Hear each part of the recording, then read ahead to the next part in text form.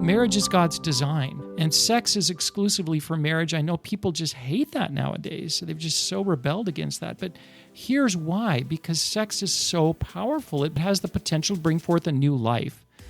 And there's only one kind of context where that power can be safely channeled, and that is in marriage. Anything other than that, it leads to the destruction of life.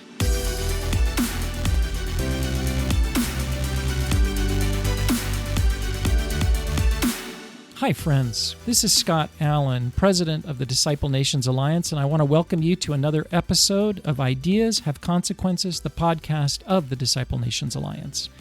As we prepare to launch my newest book, 10 Words to Heal Our Broken World, Restoring the True Meaning of Our Most Important Words, we wanted to go through each one of these 10 foundational words that are highlighted in the book, discussing their true meaning, as well as how they've been fundamentally redefined in our contemporary culture. Now, you might be asking, why do words matter? Well, it's because words and definitions shape the way we think and feel, and that in turn determines our choices and our actions. And that shapes the kind of culture that we live in, for better or for worse. And so, if you want to work for a positive change in culture, in society, it has to begin by restoring the true meaning of our most important words. Hello, ladies and gentlemen, and that's it today because God only created male and female, Genesis 1:27. Thank you for joining us here on Ideas Have Consequences. My name is Luke, and I will be your host today, joined by Dwight Vogt. And in this mini-series for the upcoming book, we are going to be interviewing my dad, Scott Allen, because, as you just heard, he is the author of the new book called 10 Words to Heal Our Broken World, Restoring the True Meanings of Our Most Important Words. If you're new to this podcast or this mini-series and you're wondering, why do words matter so much? Why are you guys talking about words? Then to answer that question, I would recommend going back to the first episode that we did in this series about 10 words. And starting there, by listening to that episode, that one came out on July 17th and is simply titled, Introducing 10 Words to Heal Our Broken World. And you guys might be wondering, what are these 10 words? So just to get us started today, these 10 words are truth, human, sex, marriage, freedom, authority, justice, faith, beauty, and love. Today, we are going to be talking about sex. So, as we've done to launch every one of these words, why don't we just start by hearing the two definitions of this word, the first one being the true biblical definition, and then the second one being the false hijack definition that unfortunately is the more commonly understood definition of the word today, the definition that you would probably hear if you just went out on your street right now and started conducting some street interviews and asking people, what does the word sex mean? You would probably hear some variation of this false definition. So, Dad, why don't we just start out with hearing those two definitions? Sure, Luke. Thanks. Yeah. Well, first of all, and I'm looking forward to discussing in greater detail these two. But the true definition of sex, as we see in the Bible, really has two closely overlapping meanings. The first is simply the God-created male-female division.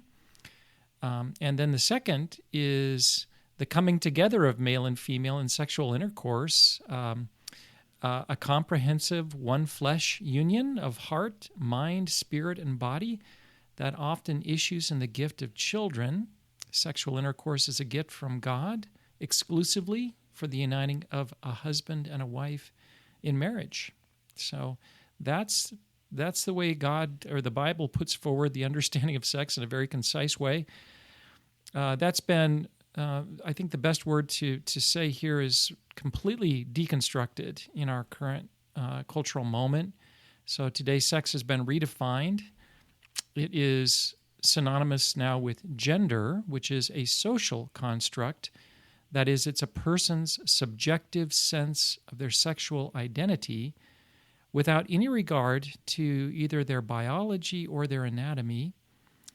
And really, beyond that, there's two other closely kind of related meanings that sex has today. The sex as it's been redefined today has. The second is it's an ultimate source of personal identity and meaning. Sex has been elevated almost to this spiritual kind of level of salvation. This is talking about sexual intercourse. And then third, any form of recreational sexual activity that's done to give pleasure. So this is kind of, we're not talking here about salvation, we're just talking about recreation. So anyways, those are three different ideas on the redefined sex. The first, again, has to do with gender identity. The sex has to do with the ultimate source of human meaning and meaning and identity. And the third is any form of just recreational sexual activity that just is something we do because it's fun or whatever it is. So, yeah, you have to, I think, take all three of those into account. Okay. Thanks, Scott. It's a good start. You've already started to unpack these a bit just in that description, explanation, but I'd like you to go a little further, especially with the first, in terms of the male-female distinction. That's so confusing, and that's really the topic of the day. Yes. We know it's global now. Everybody's talking about it. So what are the key aspects of the word in that respect? Yeah, absolutely, Dwight. I mean, you're right. This is probably the most controversial word topic that you can talk about today. It's hotly contested in our Western culture, and the people that are pushing redefinition are pushing it actively and hard around the world. They're very much missionary-minded and are wanting to change the way everyone around the world thinks about sex as well. So these are hot, controversial subjects, and hopefully today we'll take it seriously and respectfully. But yeah, going back to the original definition that we see in the Bible, the first is that God created human beings with a male and a female distinction. And it's just super important to say that our bodies that God created us with are not just meaningless matter evolved. We are creations, as we talked about in when we discussed the word human. We're creations. That's the first and most important thing that we can say about what it means to be human, is that we're created, and we are not just created in some haphazard way. God created us with a male-female distinction for a purpose. God deliberately created male and female to demonstrate actually the fullness of His image and likeness, or something of the fullness, something approaching the fullness. And that's the second thing that when we talked about human, we talked about how humans are created by God and we're created uniquely in His image.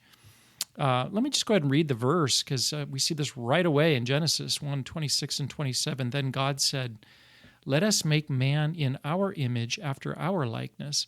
So God created man in His own image. In the image of God, He created him, male and female. He created them. So right away, God created man in His image, male and female. So what does this mean? It means that your sex, either male or female, is really essential to who you are, and it's a gift. It's a gift that God has given you. It's a gift you receive. It's not a choice you make.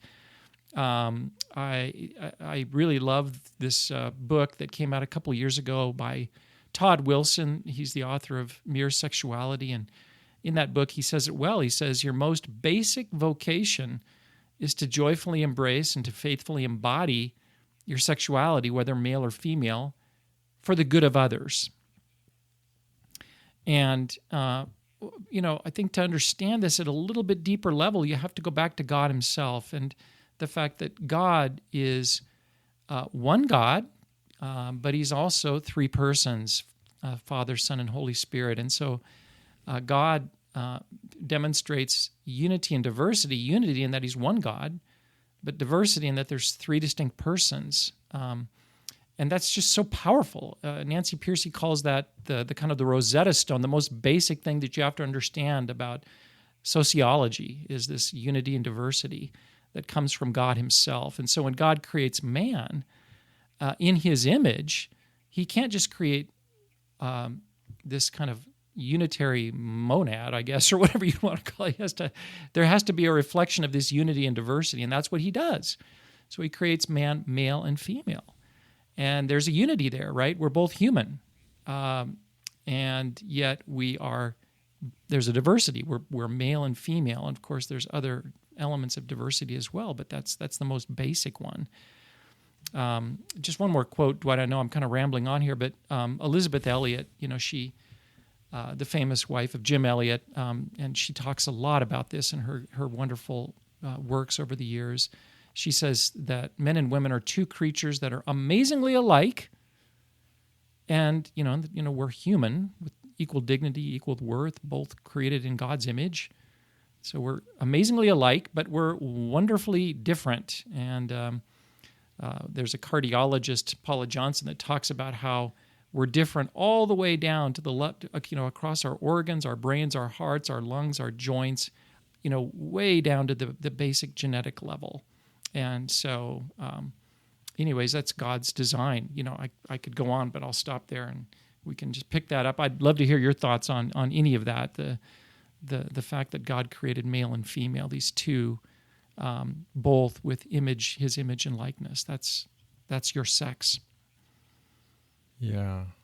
Well, I do have another question, a follow-up, but you just triggered some thought there, and you were talking about the cardiologist, and it reminds me of Daryl's book, Grand Design, and he uses the comment, quote, I don't know footnoted it or what, but there are 6,000 markers that differentiate male and female. Yes.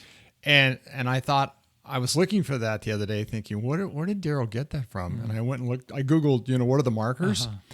And I went through 10 pages scrolling down through Google to see who was talking about it. And no one was. Everyone was saying it's basically a myth that there are markers. Oh, Google is so bad on this right now. I know. And I just kept looking and looking and looking, which leads me, then the question is, well, how does this true definition or false definition shape culture?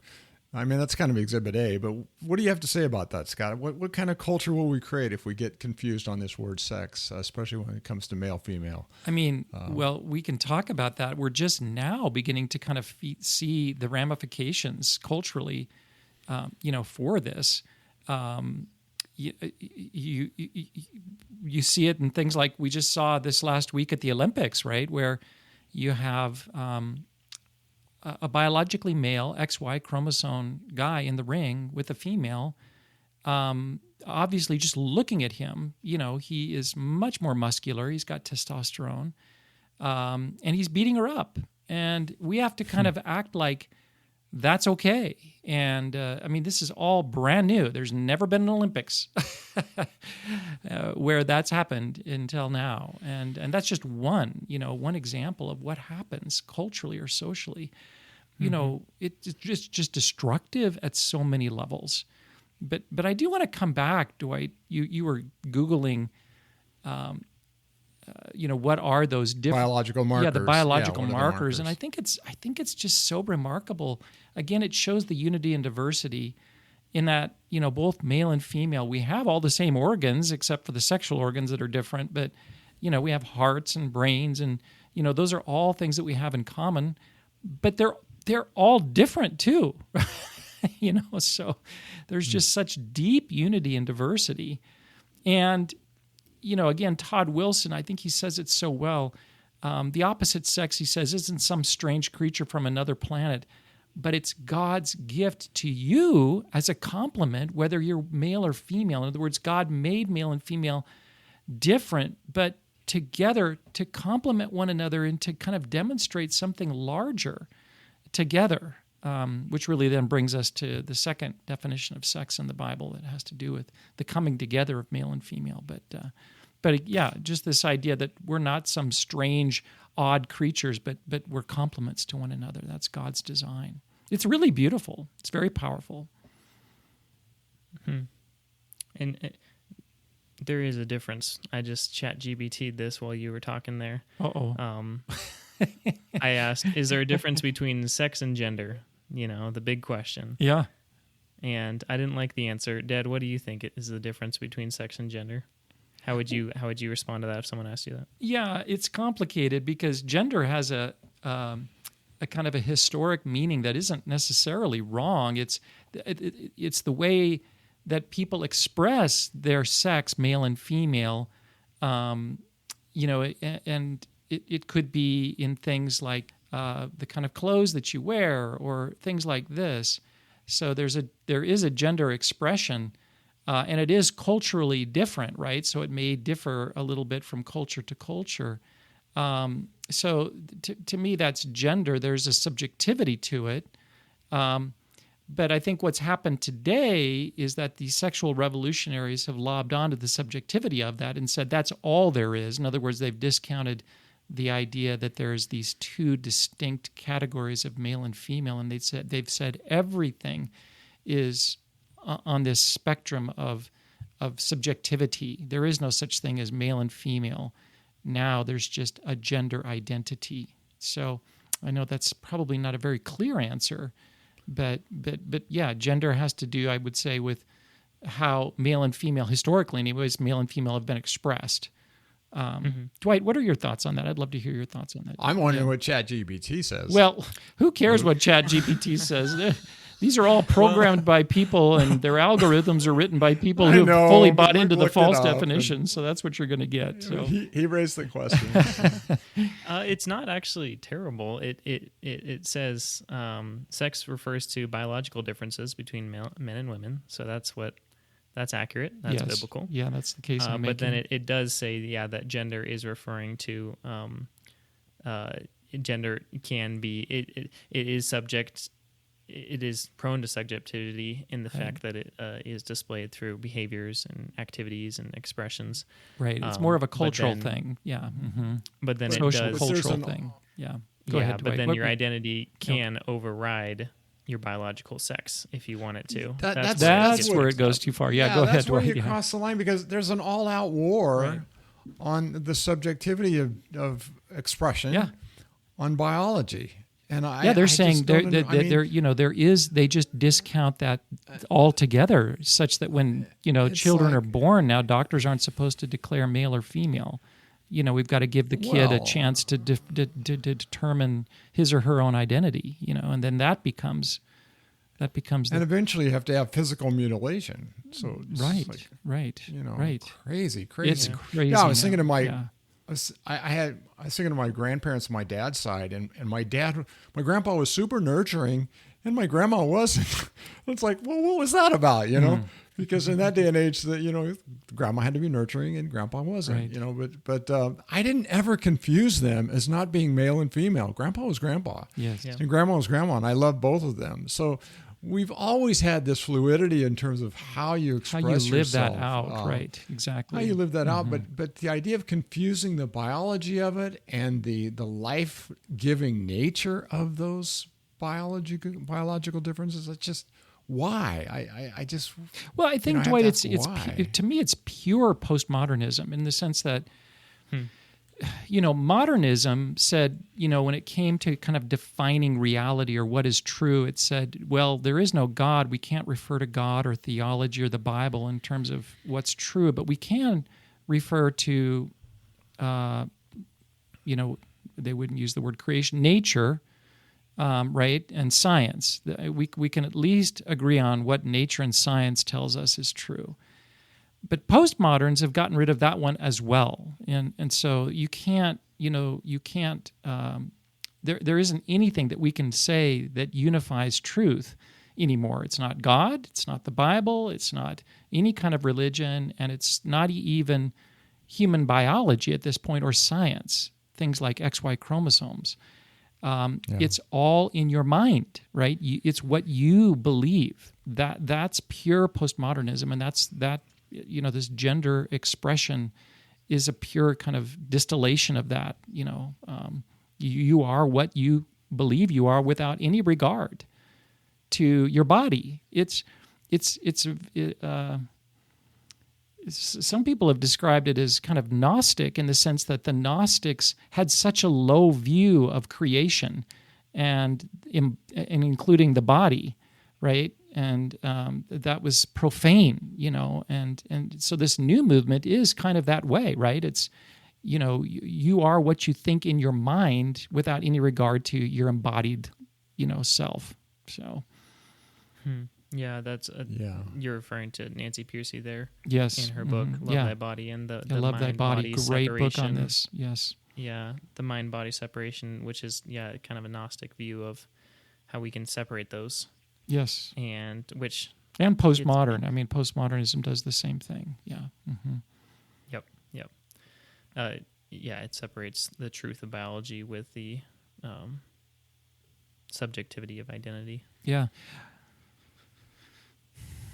We're kind of jumping ahead down here. We're to getting the, a little to the, ahead. I agree. Yeah. Dwight, get us back on track.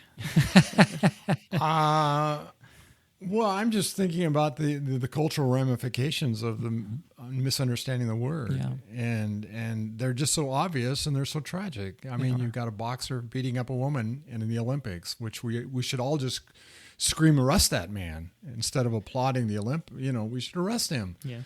In any other situation of life. So it's I've reflected on my own response to that. There's an anger there, and I think I've noticed that a lot of other men feel the same way. There's something that's so deeply wrong, and it's interesting to kind of think about why is that? Why is this such a violation? And I think it's because, again, God created us as men to protect women. That's part of what it means to be a man, is this protective instinct. Again, we're complements to each other, and women complement men with this nurturing, aspect. Again, there's a range of the ways that can be expressed, but generally, men have this protective instinct towards women and towards children, and I think that's what I was reflecting on. That's God given. That's kind of deeply implanted, and when you see that, something inside of you just goes, I just want to beat that guy up, right? So. Yeah, and it's interesting because my reaction is the same, and I think of we think of postmodernism and its effects on society and culture in general in lots of areas, but this one seems to be the most troubling to me.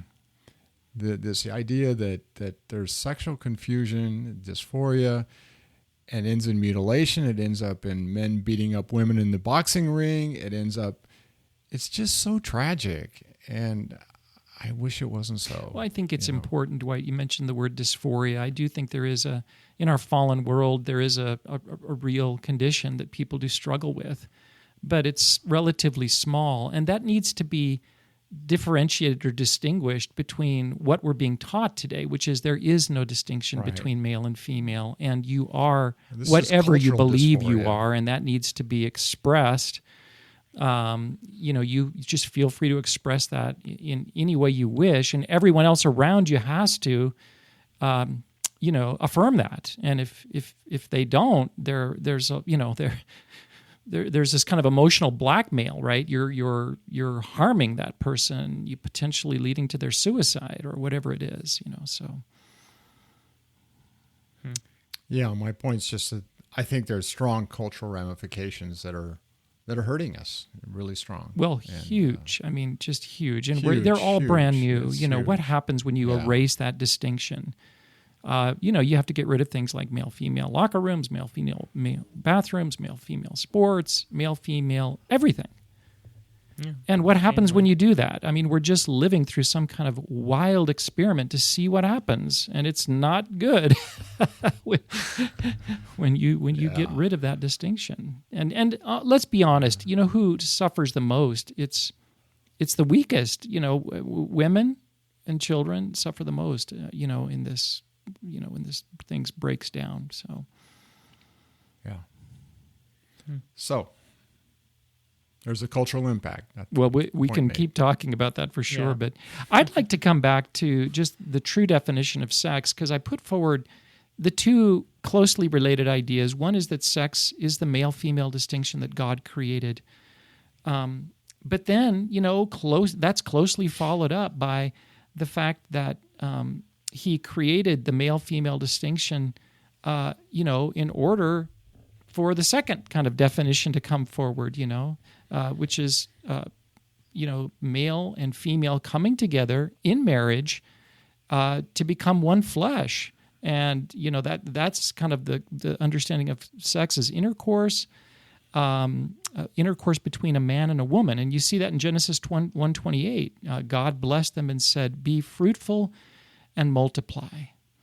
And so God created both men and women, male and female, with this extraordinary capacity to be fruitful and multiply and to bear and to raise children and to form families and cultures and nations. And sexual intercourse is right at the headwaters of all of that. Because, as you guys well know, it's biologically impossible for two men or two women to procreate. It requires two distinct sets of sexual organs, one male, one female, to create the unique and priceless human being which will live for time and eternity. So it's an amazing thing, when you consider that all of our organs are, I don't need a female organ to survive, right? In any way, right? I'm self-contained as a male, or you're self-contained as a female. But there's that one. The sexual organ is the only one that's created such that it needs the other, in order to fulfill the purpose that God gave it, which is to bring forth. This is just incredible, but new life, which is just, it's something that's so common at one level, right? We, all around us, people are getting married, having children. It's another thing to just step back and just kind of be in awe of it at the same time, and just that this is something that God made. It's very powerful. It's very good. So, I was listening to a podcast, I think Discovery Institute. Somebody from there was talking about the reproductive system and just some small aspect of it. I don't know what it was. But the complexity of it and the fact that all of those complexities had to come together. And I was thinking this just had to do with maybe it was sperm travel or something like that. But then I thought, then there's the egg, there's the ovaries, there's the womb, there's just 1,001 things that have to go right. For a human being to come into the world, and then the very creation of a human being from a tiny zygote that becomes you and me with all of our. I'm just going, how? I mean, it's such profound proof of the creation of God. Absolutely. And it seems like this one area is so magnificent. I mean, we think the sun's cool too, and we think gravity's cool. But male-female reproduction is mind-blowing. It is mind-blowing, Dwight. Just totally mind-blowing. And Luke, you can relate to this as a new father. I remember when you were born and the other kids were born, I right away when that doctor placed you in my arms, I looked down and there was nothing more complex, more beautiful. And it was 9 months, and I just thought this, Kim and I didn't create this. Yeah, exactly. This is amazing, and I'll never approach anything as magnificent in my life in terms of what we produce, right? Than this, right? This is something that is just invaluable, and it's true. It goes on, has a beginning, but goes on for eternity. I mean, just think about that, for a moment. So, it's unbelievable. And it's God's creation that male and female come together in marriage. And I just want to talk about that for a second, too. Marriage is God's design, and sex is exclusively for marriage. I know people just hate that nowadays. So they've just so rebelled against that. But here's why. Because sex is so powerful. It has the potential to bring forth a new life. And there's only one kind of context where that power can be safely channeled, and that is in marriage. Anything other than that, it leads to the destruction of life, as we're seeing through abortion, and all these different things. So, a couple quotes. Tim Keller, I like this quote. He says, "Sex is God's appointed way for two people to say reciprocally to each other, 'I belong completely, permanently, and exclusively to you.'" So it's this God-intended uniting for life of a male and a female. And it bonds, and this is super powerful, it bonds a husband and wife together for the purpose of bonding them to the offspring that relationship then produces. Okay, the social ramifications of that are massive. Right, and that's God's design. So the children that come from that union are bound together, just as the husband and wife are bound together. And that's the most basic unit, kind of cell of the social, unit. And when that cell starts breaking down as it has today, everything falls apart. Mm-hmm. Yeah. Yeah, it's I love what you're just saying, Dad, about that moment when the baby's handed to you. Mm-hmm. It's one of my first thoughts was, I don't deserve this. I can't believe that this nurse is handing me this baby and saying you're this new human's dad. It's like being handed. If I was handed the keys to a Ferrari, an island, and a yacht, I would say I don't deserve this. But I'm handed a new human life. Yeah. Not even comparable. I know. And you have the potential to raise this child, and this kid could grow up to be your best friend, and a full life and the impact of a life is now in your control. It's like, whoa, that's absolutely miraculous, and it's so good and beautiful, and it's a gift from God. Yes. And the more beautiful a gift is, the more ugly it is when we destroy that as humans. Yeah, well said. The more evil that can come from that. So it's so incredibly beautiful, and yet if we tamper with it, if we mess with it, if we take it out of God's design, it's absolutely destructive. Absolutely. Yeah. And it's so sad to see, but that's what you get for a large amount of responsibility, is the potential to mess it up in a large way. Yeah, and Luke, the Bible, it doesn't mince words. It treats sexual immorality, by sexual immorality meaning simply any kind of sexual activity outside of marriage. It treats it super seriously. And, why is that? Because it has this enormous power. Somebody had likened it to me like a river. A river has enormous power. And it's a beautiful thing, but it's got to flow within within those bounds, that proper channel. And when it goes over, spills over the channel that, and floods, it's very destructive. And I thought that was a good analogy. Todd Wilson, again, in the book I earlier referenced, he has great quotes in that book on this. He says, sex isn't a toy. It's not a plaything. It's a sacred and sovereign power that's strong enough to bring new life into being. And then he goes on and he says, our sexual capacities are too powerful to be used anywhere outside of marriage. They need a safe, stable environment that comes with a till death do us part kind of commitment. So, Dwight, any thoughts from you on this aspect of sex? Yeah, interestingly, I was reading the Opinions with World News the other day, and Shane Morris of Colson Institute had an article, and it was titled "Looking for Happiness?" ? The research is really clear about who is truly joyful.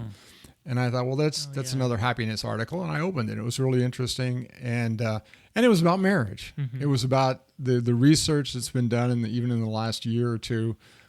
He quoted somebody from the Institute of Family Studies, Myth of Sexual Experience, and they were talking about just illicit sex and how that impacted marriage stability, and marital happiness. And anyway, it's just, once again, all the evidence, if you really dig into it, it says God's plan actually works best. Yeah, that's how people flourish. Confirms it time and time and time again. So. Especially in this area. Yeah, there's so much destruction when we discount God's design, for sex, male, female, and sexual intercourse within marriage is so destructive. I think one more thing, though, has to be said about sex, and that, we're living at a time today where sex has kind of almost become an idol, that I can't live a full human life apart from sex. And the Bible says, no, that's not right. So sex is a good gift, and it's very important, for all the reasons we've been talking about. But it's also not, it's not fundamental in this respect that God created a series of relationships at creation. And the most basic, the most important is our relationship to God himself, our creator. And then, secondary in nature is the relationship that we have to one another as human beings. And that's, that secondary area is where this sexual, distinction comes in. But that's not the primary. The primary relationship is the relationship we have with our Heavenly Father. And so all that to say, you can be single, you can live a full, meaningful, purposeful life without ever having sex. Jesus himself, right, was not married and never had sex. he was the most perfect human being to ever live. So I just think that's really important to say in the time that we live right now, because there's a lot of confusion about just how, on one hand, sex is so demeaned. It's just kind of a form of recreational. It's like watch a movie, what's the Netflix and whatever it is, it's something to do when I'm bored on Friday night. But on another hand, it's like, it's the ultimate meaning in life. Margaret Sanger, we'll talk about her in a second, had that view. And it's not. It's not. So I just think that needs to be said. I don't know. You guys have thoughts or reaction to that? Mother Teresa thanks you for saying that. Since she felt like her life was quite meaningful. Right, right. Yeah. Deborah just finished her biographies. So. Yeah. No, it's... Yeah, go ahead. I remember when I was a kid and I first started learning about the horrors of abortion. And when you're a kid, you tend to be a little bit more based. You just kind of say it as it is. And I was like, okay, so women are all about their right to choose, right? And they call it their right, it's a human right that I need to, have intercourse.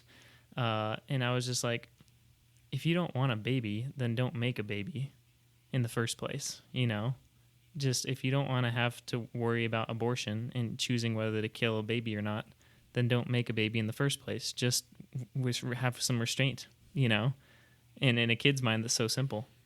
And yet when you ask people that, they're like, oh, no, it's my human right. You can't take away my human right to, go and, Yeah, no, it's a basic... make a baby with whoever I want, whenever I want. Right, yeah, that's right. And Luke, you bring up another good point that, you talk about sex as a choice, but that's denied today. People will deny. Yeah, in fact, the material that is taught in our public schools today about sex denies that you can make a choice, that this is a matter of will or volition. It's going to happen. It's natural. Just let it happen. And I think that the reason that choice or volition is taken away is that it goes back to Darwinism. We're animals. We've talked about that. If humans are animals, then it's all instinct. It's all, it's just heat, and, you have no say in the matter. But that's not how God created us. Actually, He created us as human beings. We're not like animals. I mean, we are in one respect, but we're not, in that we're image bearers of God with choice, with His freedom, and that's completely discounted today, especially in this area of sex. But as you said, God didn't create us that way. We can make choices about this, actually. I mean, hard. I mean, we have strong sexual drives and instincts, as us guys know well. But still, it's an area of choice because that's how God created us. So, yeah, it's what makes us human, exactly. But it's denied today. Actually, it's just right. Am I right on that? You guys see that? I mean, it's just oh yeah. You don't have a choice. You're just going to do it. And it's a weird one because it's always this caveat. A lot of these kind of macho men rising up today, the red pill movement and everything, they're all about discipline and improving yourself and getting rich and getting, strong and working out. And a lot of self-discipline right there. Yeah. I'm thinking of like a guy like Andrew Tate. And yet when it comes to this area, sexuality, they're just like, oh, there's no discipline there. Just you have to, you can't have any restraint there. There's no way you could make that decision. Oh my goodness, you're way too weak-minded for that. Right. Yeah. Just have safe sex. Right. Whatever it is. Dad, I'm looking at your true definition here, the biblical definition as you lay it out in the book, and you say that sexual intercourse between a man and a woman is a comprehensive one-flesh union of heart, mind, spirit, and body. Why did you specifically choose to lay it out in that manner? The heart, the mind, the spirit, and the body. Well, I just think it's a reflection of how God has created us. We're holistic beings. Again, the Darwinian idea denies that. It says you're basically a biological machine, but we're not. We're not just machines, computers, mechanisms. We are image bearers of God, and part of what that means is that we have soul, we have spirit, we have this whole entire element to us that goes beyond just the workings of our physical body.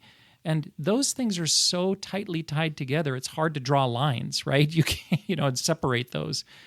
So when we're talking about sex, we're talking about something that's much more than just, the hardware of a woman and a man coming together. We're talking about two human beings coming together. And this is why I remember when I was in college, I was a RA, and it was a very secular college here in Oregon, and there was kids were sleeping around with each other, all the time, and I saw the destruction that it brought in the lives of these people, especially women, because they recognized that this kind of hookup culture, they couldn't be emotionally unattached from that. They could just wake up the next morning and go, "That's okay." It was just fine.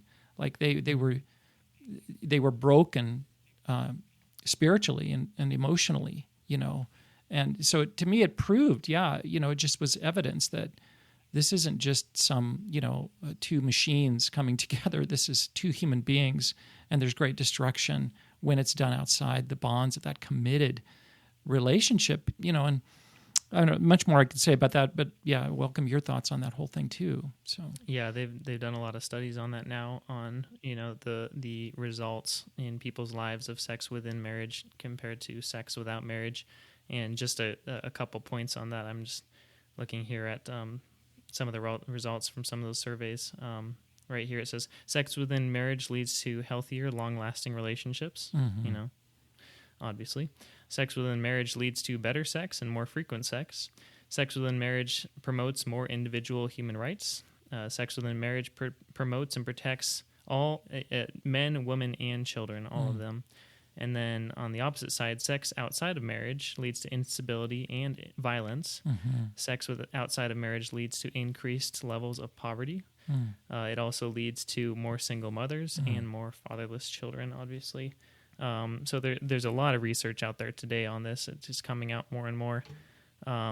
People they're broken. God's design actually works. They're broken spiritually, and emotionally in so many ways, because it's not they're misusing it. It's not what they suppose that it is.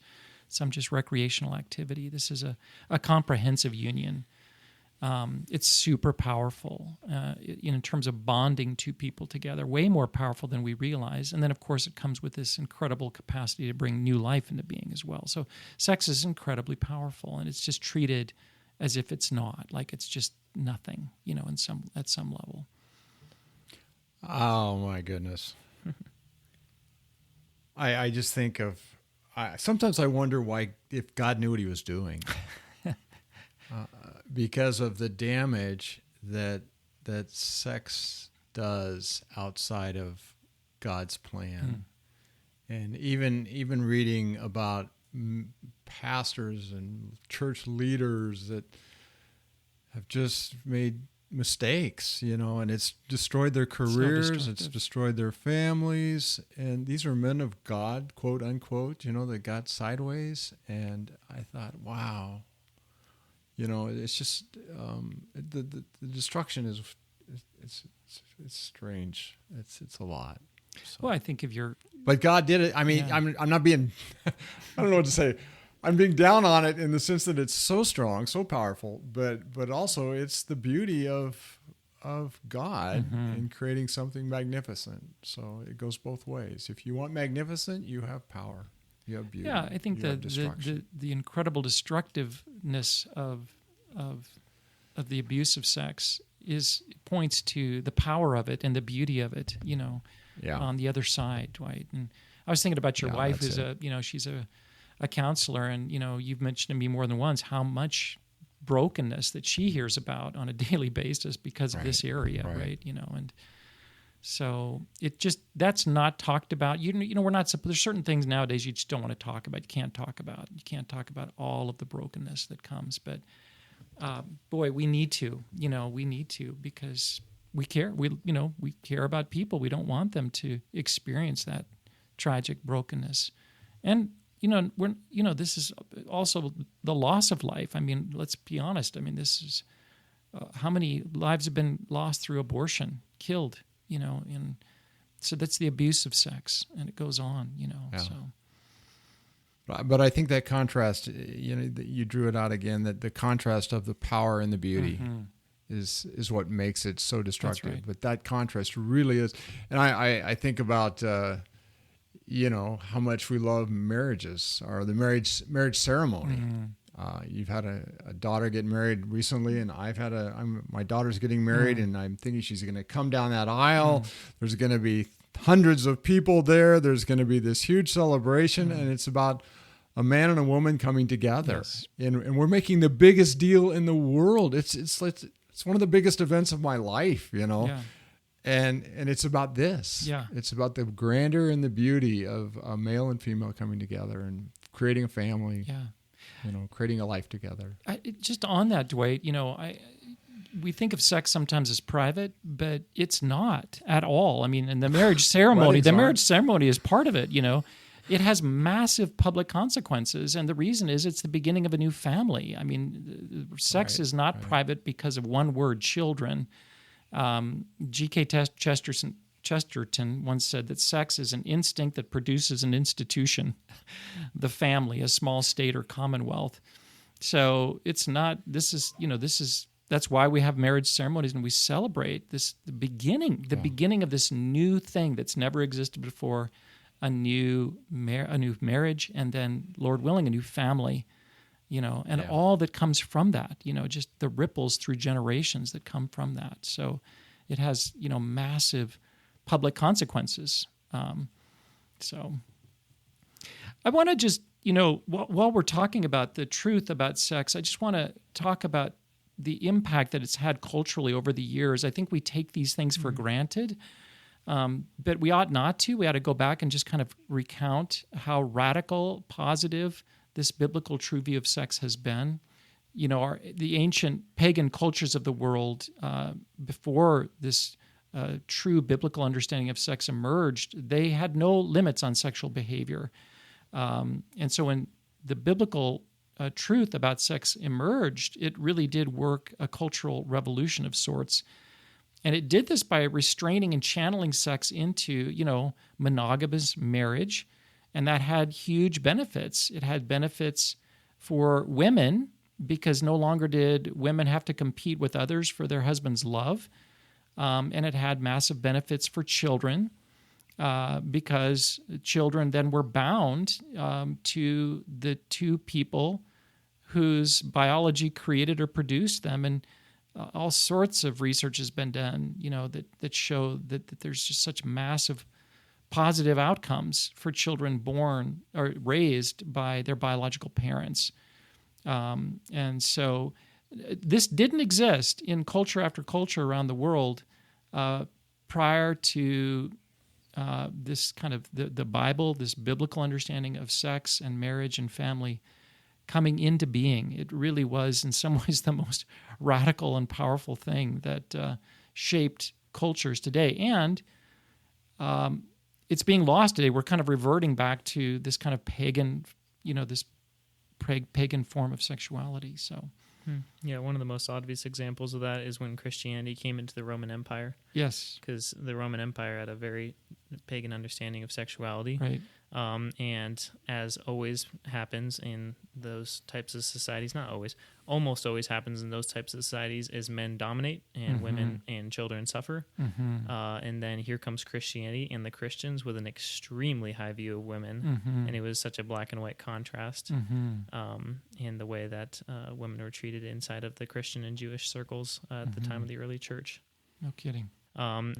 Again, at the beginning of this discussion, we lined up the two definitions, and this, unfortunately, the biblical definition is no longer the predominant definition, at least in my culture, as well as many cultures around the world, and instead it has been replaced by a false definition. Dad, why don't you just read that false definition again, and then let's talk about the types of cultures that definition creates, which is easy because those are the types of cultures that surround most of us who are listening to this. Sure.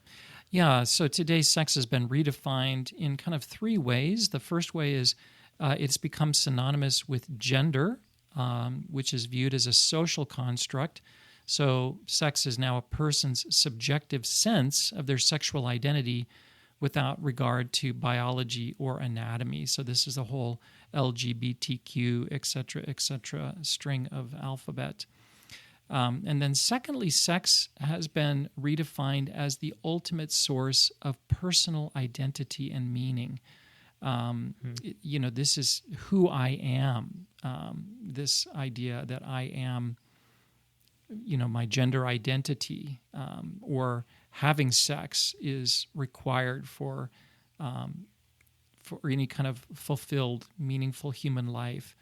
And then the third one is just sex as recreation, just any kind of recreational activity that's done to give pleasure. And it really is nothing more than that. It's just pure something to do because I'm bored, I want to have some recreation or whatever it is. So I think all three of those are active today. All three of those overlapping kind of ideas are what are dominating our culture today. Sex really has, in our current time, been, where the Bible, it kind of has this beautiful mosaic where sex is connected to procreation and children and families, and it's all part of one beautiful package. Today, sex has just been decoupled from all of those things. It's decoupled from marriage. It's decoupled from procreation. It's decoupled from children. It's decoupled from families. So it's just, there's this kind of reducing and decoupling of sex that we're experiencing today. And I think that's because of the rejection of God. We've rejected God. We've rejected the design that he had for sex. And that's part of this larger package of things that are being rejected. The social consequences of this, again, as we've said, are just enormous. So, and I think all three of those, I would say, are the predominant and most mainstream understanding of the word sex. But in more Christian circles, I think sex is also just defined as, at least for a lot of young Christians, it's stay away, it's gross, it's it's bad. The purity culture promoted that a little bit. It was kind of an overreaction to the sexual revolution and the fact that it was like, do not even think about this until the right time. And I think that was also a wrong definition that was harmful to some people growing up in Christian circles. Not as dominant of a definition as these ones, but that's interesting. I know a lot of people who thought that way for a long time, which is sad because then when you get married, they have to kind of reprogram their brain to think, oh, now this is good, whereas before it was bad. And it was just a wrong way of explaining this to young people of it's great the whole way, it's great, but wait, not it's bad until. So, and that might have just been, misunderstanding from young people, or it might have been bad messaging from people speaking to them. Well, it's a good point, Luke. I think within the church, the sexual revolution that started in the 1950s in the West and has just continued to spiral out of control, it's just created this wasteland, honestly, around this topic of sex in our day. And so the church has struggled to react to that, I think. How do we respond to that? And the purity culture that you mentioned is one of those responses. And the problem when you're responding or reacting to something that's happening in the culture is it's easy to get into kind of excesses of different sorts. And so sex can be viewed as this, I don't know, like you said, I don't know. It's interesting for me to hear you talk that way because that was a movement that I wasn't really a part of, even though as a homeschool dad, I was aware of it, and I know it's, and I guess when I first heard about it, I thought, well, this is good. Yeah, we should, emphasize this idea that sex is for marriage and should be protected until then. But the negative side of it is it's this kind of yucky thing. I don't know. I wasn't aware. I wasn't aware so much that was part of it, but maybe it was. So. No, I think that's the problem. I think it took sex is bad, sex is bad, sex is bad. Oh, you're married, sex is good. Okay, got it, Dwight. Yeah. And all at once you have to switch your mind. Don't talk about it. Don't think about it. Thing. Right. Yeah, exactly. Which leads to this idea. It's now good and beautiful. Right. Yeah.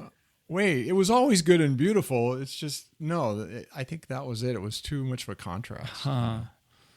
Well, and there was because it was the emphasis on how sex is being misused and abused in the culture. So it gave this emphasis on it being bad. Yeah. I remember my grandma. She didn't think pregnant women should go to church because it showed they had sex. And yeah. Wow. How embarrassing. That's extreme. Yeah, it was embarrassing that something happened here, I thought, Grandma, it's okay, it's okay. Children are born, Good, Whoa. good Sex is point. bad. No, I know. Yeah. I just think Too much information. I'm sorry. Grandma's long but gone. still, so. it's so much better when we just talk about it. Let's just talk about what it is, and we can be honest about how it's. Yeah, I think the right way to talk about it is this incredible, beautiful, powerful thing that comes right out of Genesis chapter 1. It's right at the beginning of creation. It's who we are. It's how God made us, but it's totally abused today. Totally, we've rejected God's design for it, and so it's become such a dark thing. It's true, such a source of so much brokenness. So you have to deal with both of those things at the same time. Yeah. Yeah. Back to Nancy Pearcey's book, Love Thy Body. She says that when you have a mind-body separation, and she says it essentially leads to three main categories of destructive outcomes. One being abortion, the next one being the whole gender identity confusion of today with the homosexuality and the LGBTQ movement, and then the third one being pornography. And then inside of those, there's a lot of consequences, and there's a lot of different categories. But what she says is important to keep in mind is a lot of times it's easy for us to pick the category that we're the least inclined towards and say that one's the worst, almost as a virtue signaling one. But pornography is not as bad as the whole gender identity issues. The transing the kids, that's the worst. Pornography is not as bad. Well, maybe that's because you struggle with pornography or something like that. They're all wrong definitions of sex. Yeah, exactly, right. Well said, Luke. They're all messed up in all sorts of different ways. I think it might be good just to look at them a little bit separately too, these false definitions. Yeah, that'd be great. And I want to start with the first one. Well, not the first one, actually. I want to start with the one that says sex is central to our identity. It becomes kind of an idol. And I think you can trace this back to Sigmund Freud. Obviously, this is going to oversimplify it a little bit, but Freud was really the one that taught the West that your sex drive needs to be unhindered, and that any form of hindrance on that sexual expression is really at the root of all sorts of psychological disorders. So if you're struggling with any kind of problem mentally, it's because of you're this kind of sexual repression. I think Margaret Sanger was really big on that. She was the founder of Planned Parenthood, and I think for our listeners who aren't familiar with this, it's really important to know this. Margaret Sanger was an American sexual activist, but she viewed sex kind of in the same vein as Freud, as this kind of ultimate good and really even a sense of earthly salvation. So then the problem became children, right? Because sex produces children, and if sex is this source of kind of salvation, or I've got to have unbridled sexual experience or I'll be messed up, children become a problem. So her whole life was devoted to creating a way that would separate sex from procreation. And she dedicated her life to that. And she was the founder of the pill and all sorts of things that separated sex from procreation. Now, we live in the world that she created. Like, we come into this world today, and that's all out there. That's all seen as something that's good, even, and it's hardly talked about in churches. But I think it's important to recognize where it came from. It came from people like Margaret Sanger, who said, we've got, to live a full human life, you've got to have as much sex as you possibly can have. And you've got to, therefore, take care of the problem of children. We've got to limit children, separate sex from children. So that's still with us, by the way. I mean, that idea is really the dominant idea that's being taught to our kids in public schools when they teach sex ed. And today, when people talk in our culture about abortion, they talk about it as quote-unquote essential health care. And I think it's rooted in that idea. We've got to have sex in order to, as Freud said, be, fulfilled human beings. And, so abortion then is cast not as a murder of an unborn child, but essential health care for my well-being, if you will. It's really dark, very demonic, because it leads to the death of millions of people every year. I mean, again, we think about the horror of the Holocaust, but abortion actually has a much higher death toll, and it's right in our own country, right here, right now, on our watch, so to speak. So all of these ideas have consequences, really dark consequences. And I think in the church, you even get some of this because, again, the church, we're reluctant to talk about birth control or just even understand this history, first of all. And then secondly, like you were saying, Luke, there's this kind of weird kind of ambivalence on pornography even, it's not good, but, what can we expect? And it's, people have got to express themselves sexually. So, you get mixed messages even on pornography today, in the church. So that's one thread, this whole kind of Freudian Sanger sex as essential kind of thread that I think, the consequences being birth control, abortion, pornography, all that really dark stuff today, Yeah, a lot of it can be driven back to that. Sanger was a contemporary of Hitler, too, which is weird, or makes sense, I guess. Both fans of eugenics. Yes. I believe she died in 1966, so she witnessed all of that and was still a fan of eugenics even after the war. Yeah, so crazy. she, like Hitler, took Darwinism completely seriously. Eugenics is just animal husbandry applied to human beings, but it's this idea that we've got to cull the population of weaker groups, right? And in her view, the weaker groups were blacks, and what she had her, so consequently, the Planned Parenthood clinics that popped up in the United States around that time were in black communities. It was eugenic, in its expression. We have to cull the population. She was very dark. Same ideas that Hitler had. In fact, Hitler actually went back and said he learned a lot of this from people in the West, like Sanger, who were pushing these same ideas that rooted in Darwinism and Freud. Oof. So, another one of your three false definitions of the word is it's just recreation. It's just an activity done for pleasure.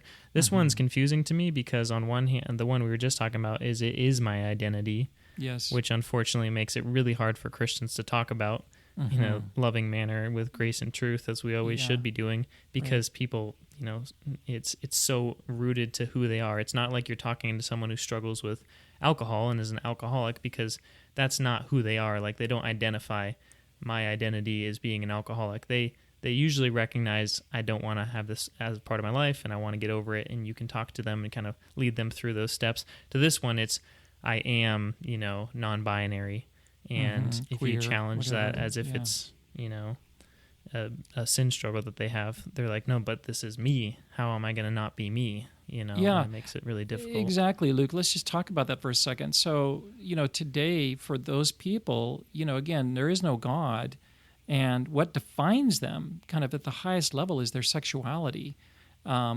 So the Christian would say, no, you have to understand there's the primary relationship, our relationship with our Heavenly Father. That's the most important one. That's the one that really defines you.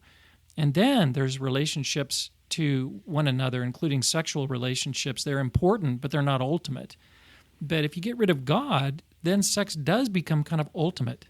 It's what defines you. So when we're talking to people that believe those set of ideas and we say, well, sex is a choice you make, they would say, no, it's not. This isn't a choice I make. This is who I am. Like it's their deeply held identity, now is wrapped up in their sexuality. So it does make sense in this worldview that, so when you're saying to somebody, you're challenging them if they're homosexual, well, you shouldn't, behave in a homosexual manner. You're attacking it's essentially the equivalent of saying, it's attacking their very humanity in that view. So. Yeah, so we can go on and talk, but yeah, that let's come back to the idea of sex as recreation. I think, Luke, you see this in the hookup culture, right? And we've got all the dating apps now and the hookup apps that are out there, and so this is still very prevalent. It's more prevalent now than it ever was, probably in some ways. Yeah, it's just a form. It's a devaluing of it, though, to just a form of recreation, and there's again, there's no harm in doing it. It's just what you do. And pornography, hookup culture, all of this stuff.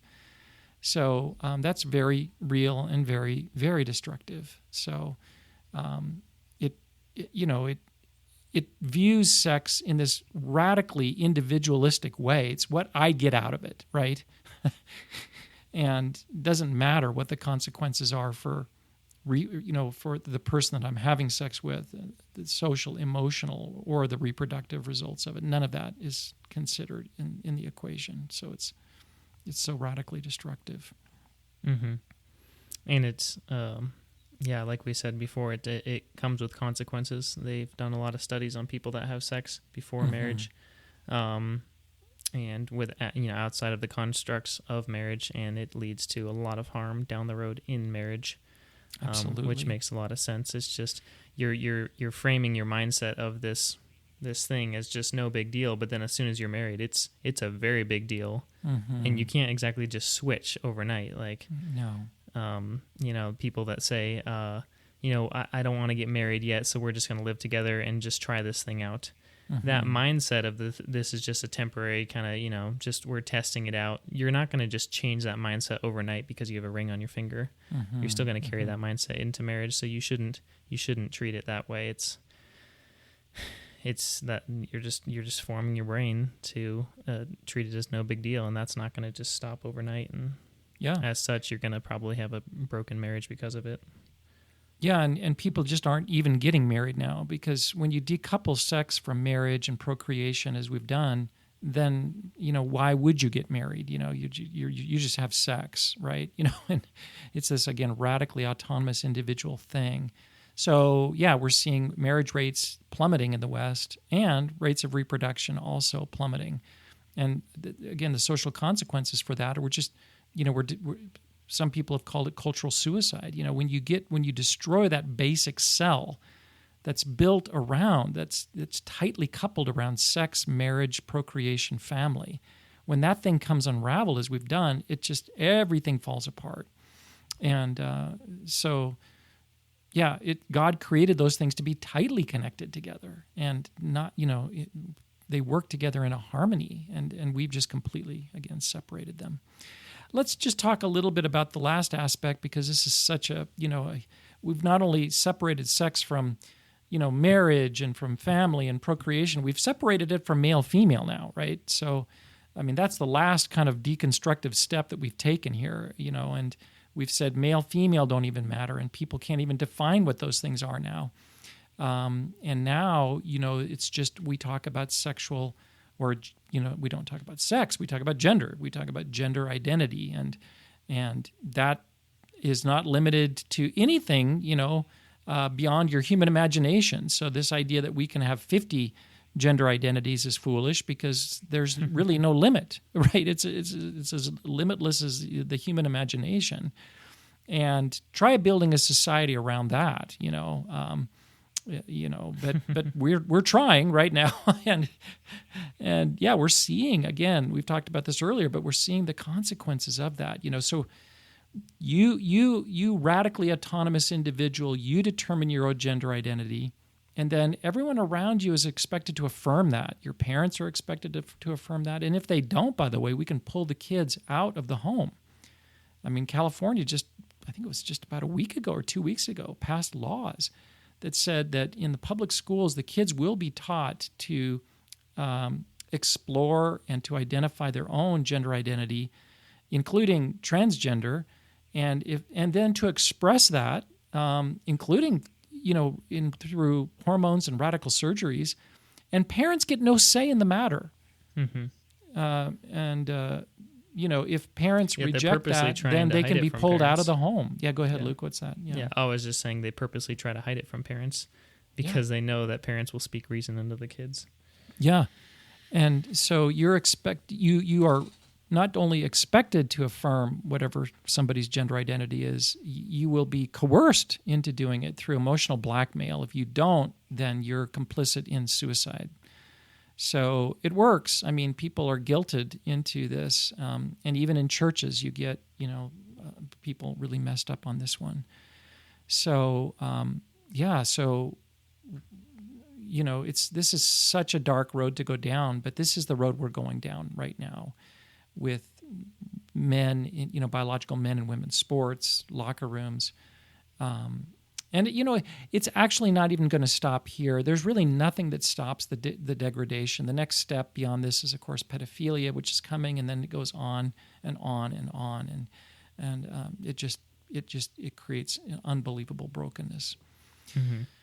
So it's interesting because when you do talk to most people, they will draw the line somewhere. Right. On this kind of stuff, it's like, they always do, right? Because at some point we are made in the image of God, and we think things are just too crazy when we pull it so far out of His design. Yes. So a lot of people will say like, homosexual marriage is fine. Maybe even adults who want to be transgender and do whatever they want. No problem, they're adults. But no, you cannot have pedophilia. And I'm like, you're just drawing the line at a different place. God draws a line at male and female. Exactly. Who draws lines, right? Yeah. If you think there's a line when you get rid of God, when it comes to defining sexuality, you're fooling yourself. Anything is possible now, and it will be possible. And so it's dark. We are living in the wasteland of the sexual revolution. It's just been all torn apart, and people's lives have been broken as a result, and our society is paying the price. So it's a really dark time that we live in with this right now. So, Scott, what's the solution? Don't leave me in this dark place. Yeah. You wrote the book. You wrote a book to say if we recapture the 10 words, we can bring hope and help to our world. I think the key is understanding both. Understanding both quite clearly. What is the true definition of sex? How is it that God created it? You have to understand that. Talk about that. Really love and cherish that. And then understand how it's been so radically destroyed today. And you have to see that. Kind of open your eyes and see what you see. See the brokenness of all of that. And here's how it turns around, I think, Dwight, is that this is something that's, we all make choices about. We all... this is something we can do something about in our own marriages, in our own families, in our own lives, in our own, so just making intentional choices to say, I am going to follow, God's design. He's the one who made this. He knows how it's best for not only my own personal flourishing, but for the flourishing of a society. He knows best. He created it.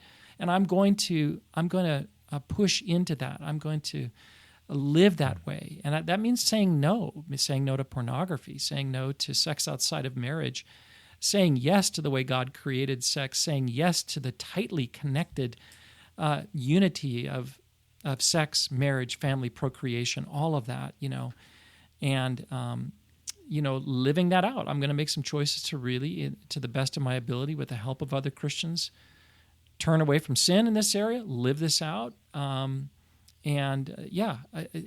not only that, but as we have opportunity to speak out, right, in society and in culture, and here you can be expected to pay a heavy price, right? When you push back on this one, there's going to be a price to be paid. But this is where, again, I always go back to that famous picture, that image in my mind of Tiananmen Square, right, and the tank, right? This is the onslaught of the regime pushing its agenda, and the one guy that walks out in front of the tank and stops the tank, right?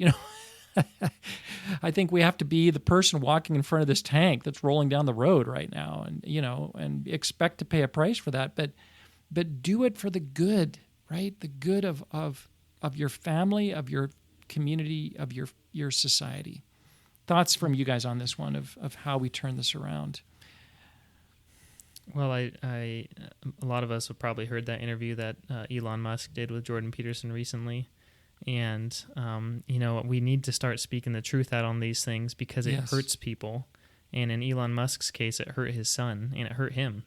Yes. Elon Musk, one of his sons, I guess it was back during COVID, came out as transgender, and the doctors or the psychologist told Musk that if you don't affirm your child's new gender, and let him go on these hormones and sterilize himself and whatnot, then you are, potentially endangering your child of suicide. Mm-hmm. So Musk went along with it under intense pressure, and now he says that he lost his son, and it's just so sad to see. It radicalized him, didn't it, Luke? Yeah, talk about this because it hurt him, and we need to speak up now, or the consequences, the evil consequences of this wrong definition of sex will hurt people around us, and just let that motivate us to speak out. We're not doing this because we're bigoted. We're not doing this because we hate people. We're not doing this because we want to, appear more righteous than other people. We're doing it because we love these people and we want the best for them. Just the opposite. And if you love someone enough, you want the design that God has given to them for their life for them to live in that design. And the worst thing you can do is not push them towards that. The most unloving thing you can do is to not speak out for them. Nancy Pearcey has a quote about how much just this whole argument doesn't make sense. She says, "Why is it considered acceptable to carve up a person's body to match their inner sense of self, but bigoted to help them change their sense of self to match their body?" It's like, let's start there. Let's help these people change their inner sense of self to match their body. Help them change their minds, because their minds are warped, or, accept and embrace their embodied, selves, right? Instead of immediately jumping to the most radical possible solution, which is, sterilizing people and literally carving up their bodies. It's extremely evil. Let's start with helping them just change their minds. It is evil. And to compound the evil of it, it's become a huge money-making thing. I was listening to that the other day, and just how much people pay for that kind of surgery. And then, of course, it messes up their bodies so much that they have to go back and continue to get treatment their whole lives. And our medical industry has kind of encouraged that because it becomes a cash cow. When you separate medicine from God, right, and medicine just as a means to enrich yourself, that's also just compounding the darkness of this whole thing, isn't it? So. But yeah, Luke, absolutely. I really love what you said. These are choices that we make for the good of people because we love them and we don't want to see all of that destruction that we know is going to come from this.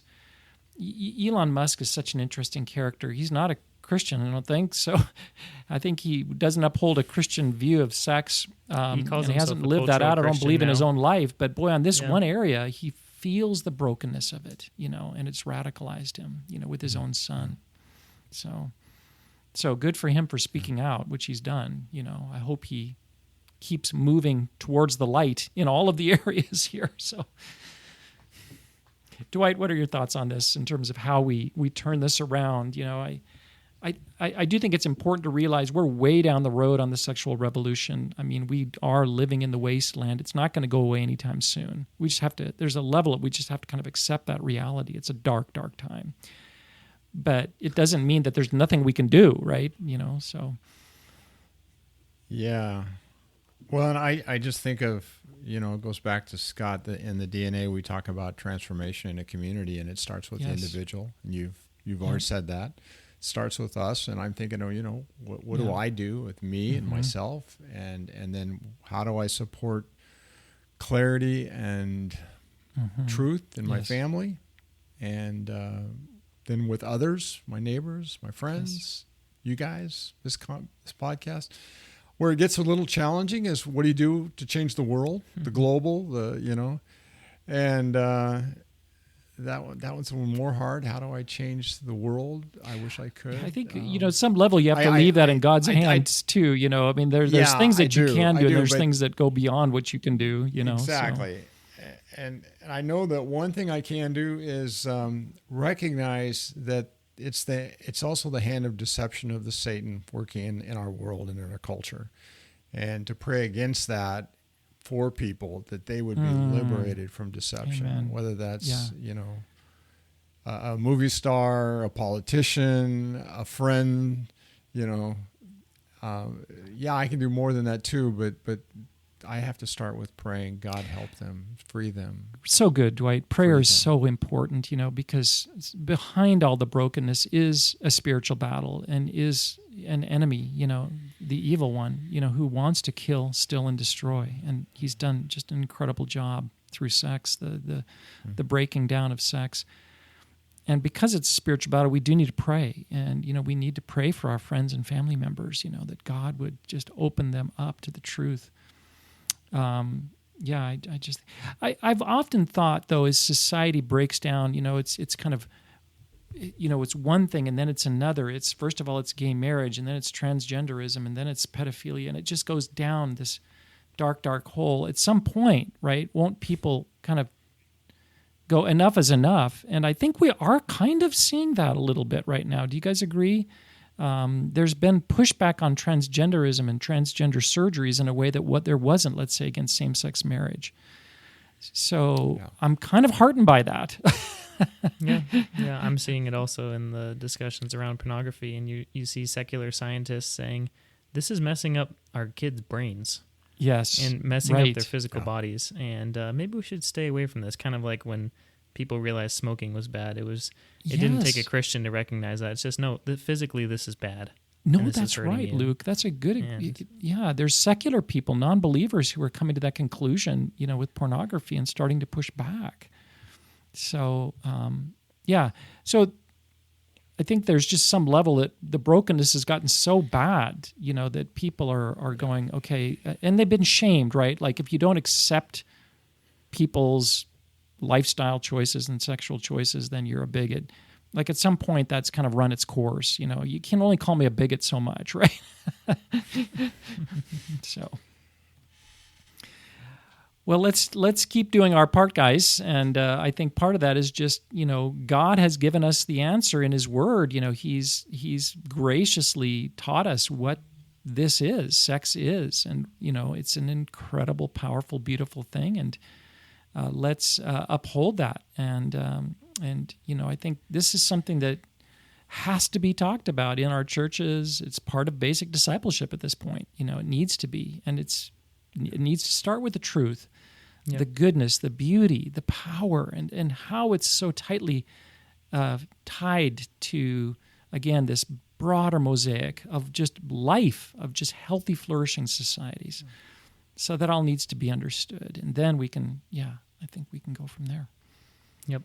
Yeah, today's word of sex is the perfect example of why words really matter and why, as Christians, we need to stand up for God's true definitions if we want to fulfill our command to go and make disciples of all nations, as all of us here on the podcast are very passionate about.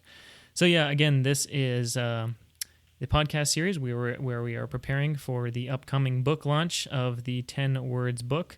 Again, the title of that book is 10 Words to Heal Our Broken World, Restoring the True Meanings of Our Most Important Words. And again, those words are truth, human, sex, which we talked about today.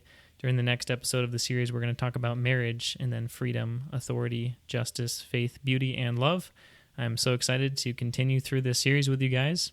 We are so thankful for you and your time today in joining us. I hope that you will help us as we continue to promote this book and get ready for the book launch. In the next few weeks, you can expect to see more information about this book come out besides this podcast, including a video series that goes through each one of these words and, just like we're doing here on the podcast, explains the true and the false definitions, but in a little bit of a more concise manner. So I'm excited for those videos to come out. We also have a study guide that's going to go along with the book, and so much more coming soon. You can expect to hear more about the book anywhere that you can find the DNA online, including on Instagram, Facebook, and YouTube, or on our website, which is disciplenations.org. In a couple weeks, we're going to have a landing page that you can go to for this book specifically and find out all the information you want about that book. So I'll, again, make sure to let you guys know about that as soon as I have that. Thanks again for joining us today, guys. Dwight, Dad, thank you for your time today. And we'll catch everyone next time here on Ideas Have Consequences.